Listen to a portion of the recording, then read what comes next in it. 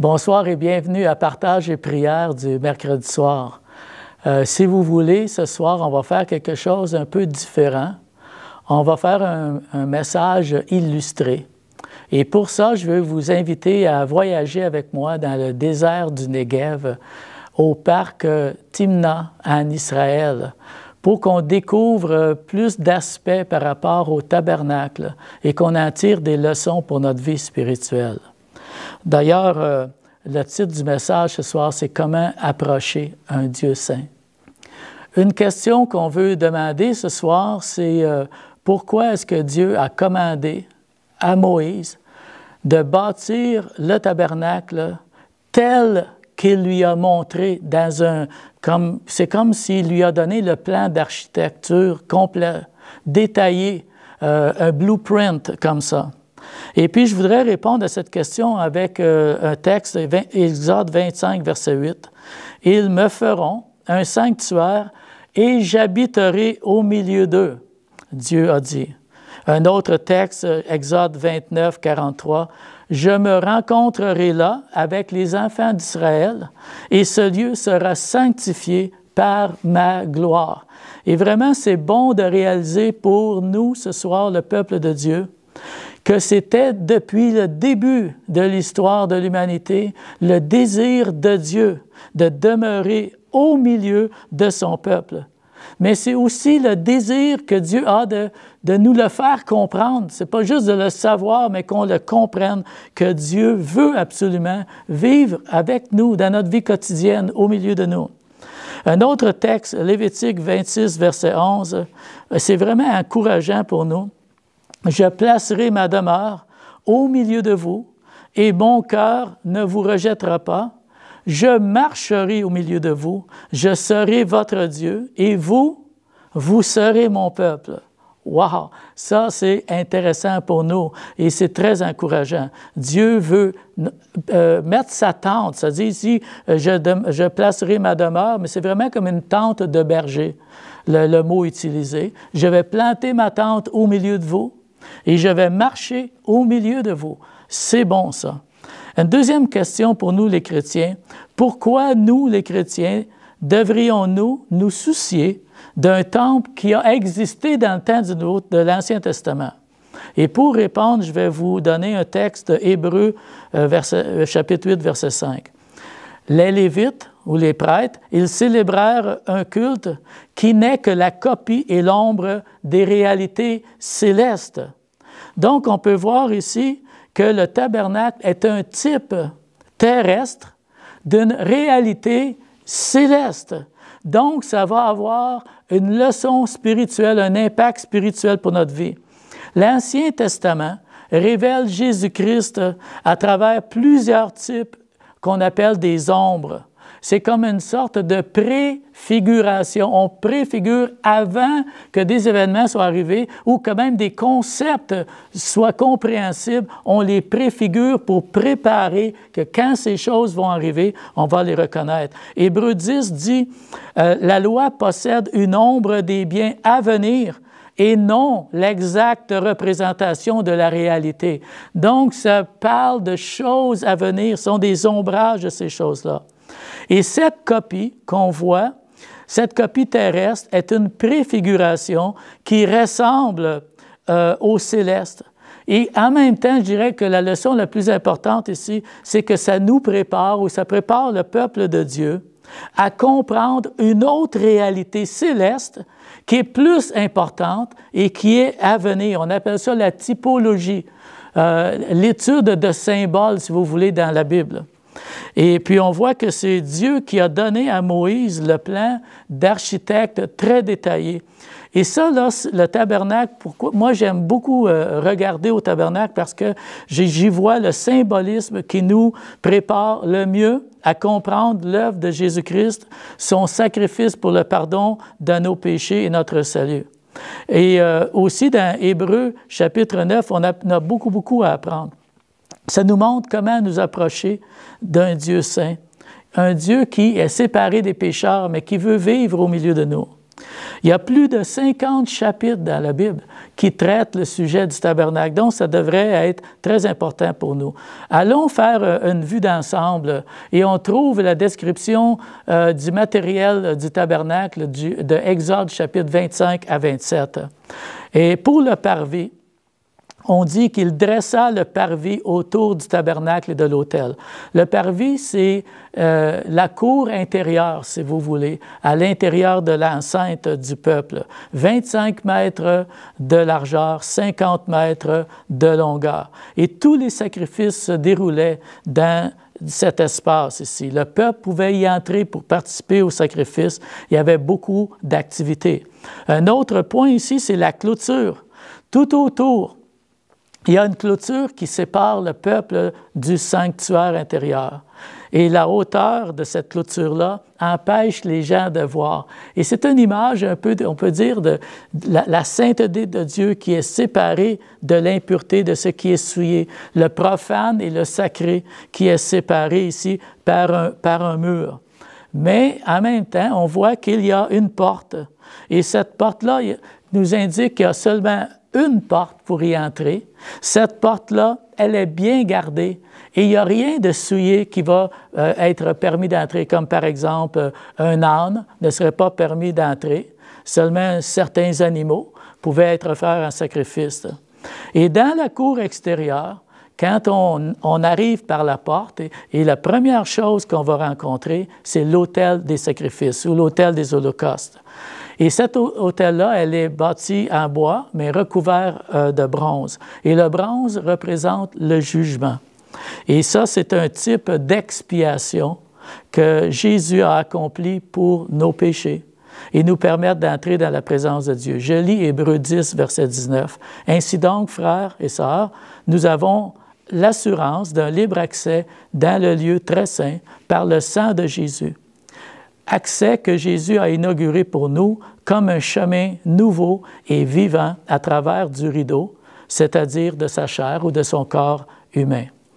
Ensuite, si on continue notre découverte du tabernacle, on arrive à la cuve d'airain ou de bronze, qui est un symbole de notre sanctification. Elle est placée entre l'autel et la tente d'assignation. Et c'est là que les prêtres devaient se laver les pieds et les mains avant d'entrer dans la tente d'assignation pour faire le service et avant d'offrir des sacrifices. Et dans le texte, on dit « Ils se laveront avec cette eau afin qu'ils ne meurent point ». Donc, c'est une chose à prendre sérieusement que de s'approcher d'un Dieu saint et vivant. Ensuite, on arrive à la tente d'assignation, qui est séparée en deux pièces, le lieu saint et le lieu très saint. Tous Israël, tout le monde en Israël pouvait entrer dans la cour extérieure, mais seuls les prêtres, à partir de ce point ici, pouvaient entrer dans le lieu saint. Et on lit dans Hébreux chapitre 9, verset 2, « Un tabernacle fut en effet construit dans la partie antérieure, appelé le lieu saint, était le chandelier, la table et les pains de proposition. » Il n'y avait aucune fenêtre, la seule lumière était celle du chandelier d'or, et seul un sacrificateur pouvait y entrer. Et à l'intérieur, tout était en or, avec une forte odeur d'encens qui représente la prière. Et là, on continue notre chemin vers le lieu très saint. Et Hébreux 9, 3 nous dit « Derrière le second voile se trouvait la partie du tabernacle appelée le Saint des Saints. » Il y avait seulement un meuble ici. C'était carré, c'était une petite pièce. L'Arche de l'Alliance, qui est le coffre, et le propitiatoire, qui est le couvert, qui est en or pur. Et il y a des chérubins aux ailes déployées qui étaient sculptés sur le couvercle. J'aimerais parler un petit peu sur le propitiatoire parce que c'est très important pour notre foi, chacun de nous. Le propitiatoire, c'était un couvercle en or. Et on lit dans Exode 25, verset 21, « Tu mettras le propitiatoire sur l'arche et tu mettras dans l'arche le témoignage que je te donnerai. C'est là que je me rencontrerai avec toi, du haut du propitiatoire entre les deux chérubins, placés sur l'arche du témoignage. Je te donnerai tous mes ordres pour les enfants d'Israël. » Le propitiatoire, c'est une image très importante pour nous. C'est aussi appelé le siège de miséricorde. Et le mot hébreu pour le propitiatoire, c'est kaporet, et qui veut dire couvrir réconcilié et expié. Le nom même, propitiatoire, met devant nous l'attitude de Dieu. C'est le cœur de Dieu qu'on voit sur cet objet-là envers le pécheur. On voit la miséricorde de Dieu, le désir de Dieu de ne pas nous traiter selon ce que nos péchés méritent, mais selon sa miséricorde. C'est ça que le pécheur, nous avons besoin. Et ce propitiatoire-là est en or pur. Et ça illustre la justice de Dieu, sa sainteté, sa gloire, sa beauté. Quelle est la solution au problème du péché alors? On lit dans Hébreux 9, 7 que dans le second, c'est-à-dire le Saint des Saints, le souverain sacrificateur, seul entre une fois par an, non sans y porter du sang qu'il offrait pour lui-même et pour les erreurs du peuple. Et c'est l'expression que je veux porter à votre attention ce soir, non sans y porter du sang. Et la solution était dans le sang aspergé par le souverain sacrificateur au grand jour des expiations sur le propitiatoire. Et l'Arche de l'Alliance et le propitiatoire étaient ensemble une image de Jésus-Christ en tant que médiateur de la nouvelle alliance entre Dieu et les hommes. Je lis Hébreux 9, 9. C'est une figure pour le temps actuel. Ah, là, on répond davantage à la question, pourquoi nous, les chrétiens du Nouveau Testament, on devrait porter attention à un symbole comme le tabernacle de l'Ancien Testament? C'est une figure pour le temps actuel. Verset 11. Christ est venu comme souverain sacrificateur des biens à venir. Il a traversé le tabernacle, écoutez bien ça, il a traversé le tabernacle plus grand et plus parfait qui n'est pas construit de main d'homme, c'est-à-dire qui n'est pas de cette création. Donc, on compare ici le tabernacle qu'on voit sur l'image, construit par Moïse dans le désert, et là, on le compare à une autre, dans le ciel, une autre réalité céleste, un tabernacle plus grand, plus parfait, qui ne vient pas de la main des hommes. Il est entré une fois pour toutes, Jésus, dans le lieu très saint, non avec le sang des boucs et des veaux, mais avec son propre sang, ayant obtenu une rédemption éternelle. Donc, il existe dans le ciel un tabernacle. On ne connaît pas vraiment tout ce qui se passe dans le ciel, mais ça nous donne une image. Et ça nous montre aussi un Jésus-Christ qui, après sa résurrection, il est monté au ciel, où il s'est assis à la droite du Père. Et là, on voit un Jésus-Christ qui est encore actif pour notre salut. Non seulement il a fait l'expiation de nos péchés, tout a été accompli, mais dans le ciel, il nous représente encore de nouveau. Il est là. Et je continue, et on va terminer avec ces merveilleux versets qui sont très encourageants, Hébreux 9, 24. « Car Christ n'est pas entré dans un sanctuaire fait de main d'homme, en imitation du véritable, mais il est entré dans le ciel même, afin de comparaître maintenant pour nous devant la face de Dieu. » Et c'est ce que Jésus fait pour vous ce soir et pour moi et à tous les jours de notre vie, jusqu'à temps qu'il vienne nous chercher et qu'on s'en aille pour l'éternité dans sa présence.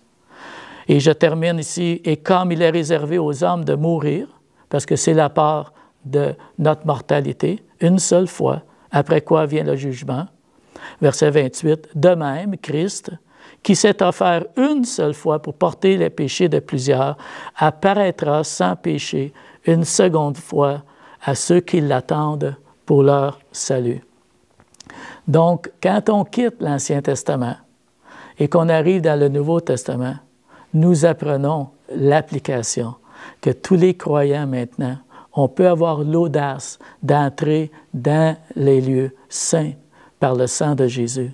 Le voile est déchiré. Il n'y a plus de séparation entre le Dieu saint et nous. Nous avons été sauvés, nous avons été pardonnés, nous avons été lavés, nous avons été sanctifiés. Et tout ça, on le retrouve dans le symbole, dans la préfiguration du tabernacle de l'Ancien Testament.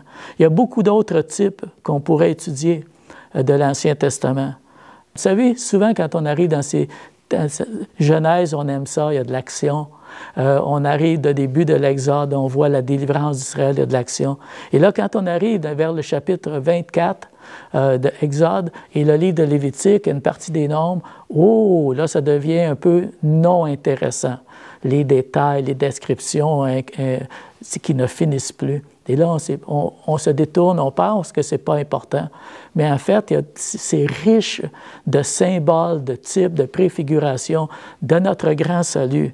Donc, découvrons le plan de Dieu. Et ce soir, je vais vous appeler à être émerveillés devant la sagesse de Dieu. Une chose que je veux vous laisser en mémoire face à tout ce que nous avons vu, les images que nous avons vues. Quand Israël a sorti d'Égypte, ils ne connaissaient pas Dieu. Ils ne connaissaient pas leur propre péché. Ils ne connaissaient pas la sainteté de Dieu. Ils ne connaissaient pas la parole de Dieu. Ils ne connaissaient pas rien de Dieu. Donc Dieu a dû les instruire et les amener à comprendre des concepts. Il les a donné des lois morales, des lois civiles, mais il leur a montré par tout le système sacerdotal des Lévitiques, les sacrifices, les types de sacrifices, comment qu'un peuple pécheur pourrait approcher Dieu et avoir accès, afin que Dieu puisse vivre parmi les hommes et que nous puissions tous être bénis. Et ce soir, je vais vous inviter à découvrir cette richesse-là, d'être émerveillé devant la sagesse de Dieu et de découvrir son amour éternel qui a des conséquences éternelles pour vous et pour moi ce soir. Père céleste, je veux te remercier pour ton plan merveilleux, ton amour, quand Jésus est mort sur la croix, lorsque nous étions encore des pécheurs. Seigneur, comment on aurait pu comprendre toute cette théologie-là si tu ne nous y avais pas préparé par tous ces types de l'Ancien Testament, par les prophéties, par la loi, par le système sacerdotal. Nous voyons toutes ces choses-là qui deviennent des réalités à venir et on les reconnaît en Jésus-Christ. Alors Seigneur, je veux te remercier pour ton amour. Je veux te remercier d'être venu nous chercher, de nous avoir sauvés. Amen. Grâce infinie de notre Dieu, qui un jour m'a sauvé. J'étais perdu, errant de lieu en lieu, quand il m'a retrouvé.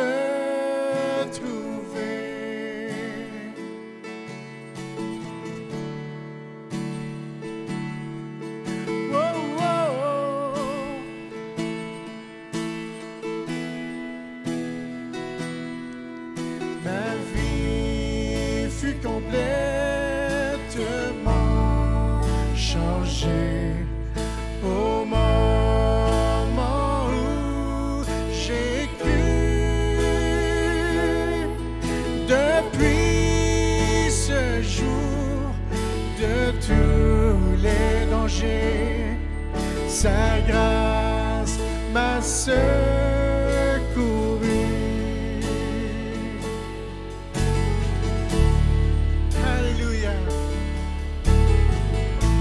Sa grâce m'a secouru. Sa grâce m'a secouru. Sa grâce m'a secouru. Car je suis libre de mes chaînes. Mon Dieu, mon sauveur m'a racheté. Et comme un fleuve, il me remplit de son amour et de sa grâce. Dans mes épreuves et mes là-bas,